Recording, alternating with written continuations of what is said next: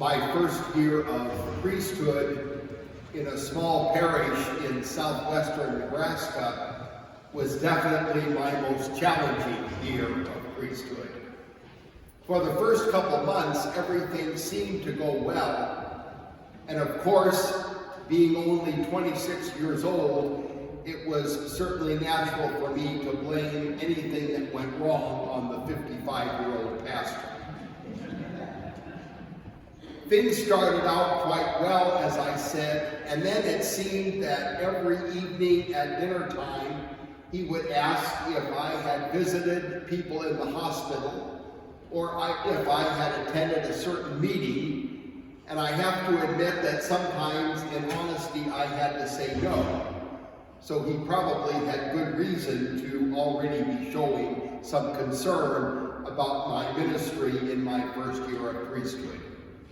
As the year went on, things got progressively worse, to the point where the last month I was there, we didn't even speak to each other. We would pass each other in the hallway upstairs, not say a word of even greeting to one another. As I look back now, I was kind of a hotshot. I hate to admit that, but just coming out of the seminary, I felt I knew all the latest theology. And I remember one night at dinner when the pastor asked me what book we used in our years of theology. I suppose when he was in theology many years before, they did use only one book, St. Thomas Aquinas. But we had used a lot of different books, a lot of different articles and publications in these years when I was in theology. Finally, the last couple days I was there, I pondered whether or not I would even say goodbye to him. My parents came out to Nebraska to pick me up, and unfortunately I didn't say goodbye to him and simply left.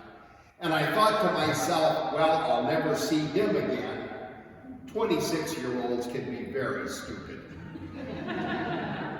Little did I realize or think about the fact that we are the same religious community, we belong to the same province. Of course we're going to see each other again at retreats, at various conferences, and perhaps even just run-of-the-mill run into one another.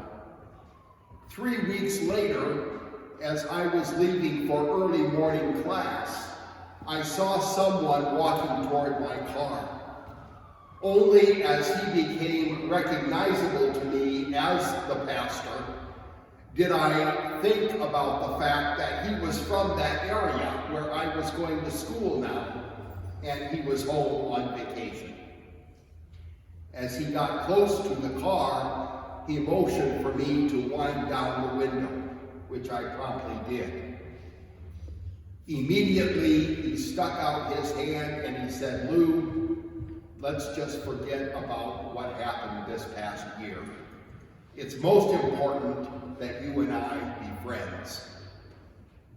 Every time I met him after that at a retreat or a conference or some meeting, he came over to talk to me and asked me how I was doing, showing genuine concern about my priesthood and my ministry. I never forgot the fact that he was the first one to offer friendship and forgiveness. And especially the fact that he didn't say, we need to discuss what happened, we need to go through some of the arguments we had. He simply said, let's be friends. Let's forget about what happened this past year. The power, the strength that we can offer someone else when we're the first one that goes and offers the forgiveness. And again, forgetting about what happened, not having to go over who was wrong or who did the right thing or who made the mistake or who was not very forgiving. But most important, what he said to me, let's just be friends. Our theme for our conference this morning is forgiveness, as Father Tony mentioned, with the opportunity to receive the sacrament of reconciliation after the conference this evening. And it's not just forgiveness that we need to be concerned about, as important as that is, But we might say that a second step to forgiveness is healing, and that will be the theme for the conference this evening. Healing from forgiveness, from the hurt, from the difficulty, the challenge that lack of forgiveness can cause in our lives. Corrie ten Boom was a Dutch woman who lived a fairly middle-class, happy existence in Holland during World War II. She was sent off by cattle car to Auschwitz, the concentration camp, where luckily she survived, although her family did not. Her parents died in Auschwitz, as did several of her brothers and sisters. There was forgiveness in her heart, though, when the war ended, and she decided that she would go to several places in Europe, whoever would invite her to speak about forgiveness.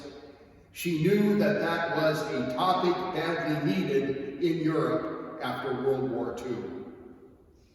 And so she spoke to large crowds very successfully with her message of forgiveness, detailing what she had gone through. And she spoke often about a particularly difficult, cruel German soldier who, it seemed, for no reason at all, just loved seeing people go through pain, inflicting cruelty on them for no reason. She was giving one of her talks in Eastern Germany at the time. She had just finished, and at the end of each talk, she would invite anyone who wanted to come up and speak with her to do so, to ask her any questions or clarify anything that she had said at her conference. The man came up to her, stared directly into her eyes, stuck out his hand and said in German, "I'm so glad you are able to forgive me. I never thought you would." Corrie froze. It was the Nazi soldier who had been particularly cruel to her, who had made her and so many of the other prisoners in Auschwitz suffer terribly. It seemed only because he enjoyed seeing people suffer for no good reason at all. When she froze, she knew she had to forgive him. Other people were watching this entire scene. She reluctantly said that she forgave him. And yet she knew that that forgiveness was not in her heart. But after many months, after time of pondering and reflection on what had happened to her, the cruelty that had been inflicted upon her, she was able even to forgive that German soldier, cruel as he was. I remember when I was studying for the priesthood in Boston, in Cambridge, Massachusetts. And while I was there during our second year of theology, we were required to do what is called field education, to try to apply the theology that we were learning at the time with some kind of a pastoral experience. My spiritual director was the director of the field education, the pastoral experiences that were offered to the theology students. So he asked me what I would prefer doing for that field experience, and I mentioned a number of things on a piece of paper. And he said, "Well, thank you for the list, but you're going to be a chaplain at the Charles Street Jail in Boston." That was the one I didn't want to do. I would be there helping the inmates, the prisoners, get their high school equivalency. I noticed from the very first day that I went there, each time I went twice a week for 2 years, there was a group of women who would be standing outside of the jail no matter what kind of weather, in snow and rain and sleet, cold. At first, I didn't say anything to them, but I kept wondering each time I went why they were there and why they had to stand outside for so long before anyone would admit them into the jail.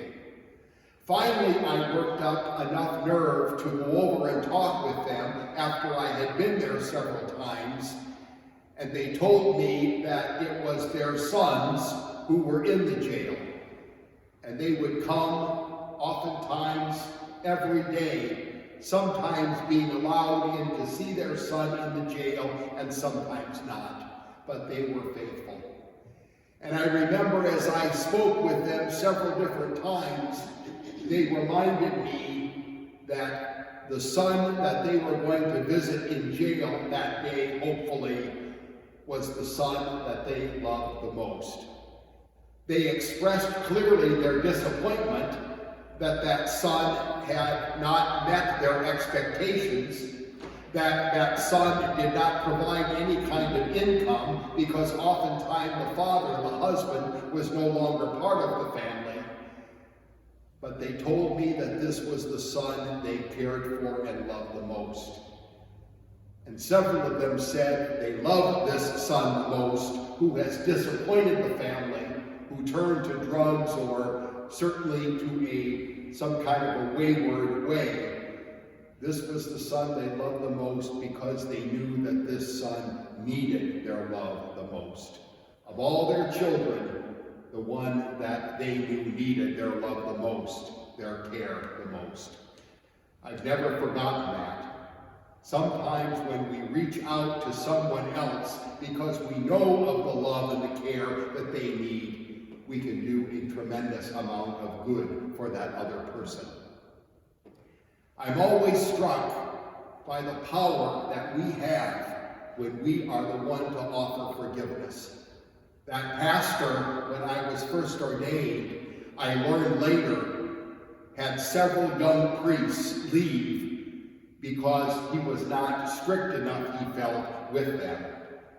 He didn't ask those young priests before me whether they had visited the hospital, whether they had been faithful to the ministry that he had assigned them to. And so he was bound and determined that he was not going to make that same mistake with me. And that's why he asked me so often, did you visit the hospital today? Did you attend that meeting? Did you participate in some of the young people's programs? He was bound and determined because he cared about my life and cared about my ministry to ask me those difficult questions. He cared about my ministry. Today, as we center upon the theme of forgiveness, and tonight the theme of healing, let's remember once again the gospel that we heard again that has become kind of our theme for this Lenten retreat. The woman who stayed with Jesus because she saw that Jesus was different. She realized that Jesus could give her new life through the forgiveness that he offered her. She realized that Jesus could give her new hope to begin again, to change her sinful ways and begin again. May you too, by staying with Jesus, by reflecting more in prayer with Jesus, you too might find that same new hope and new life that she did.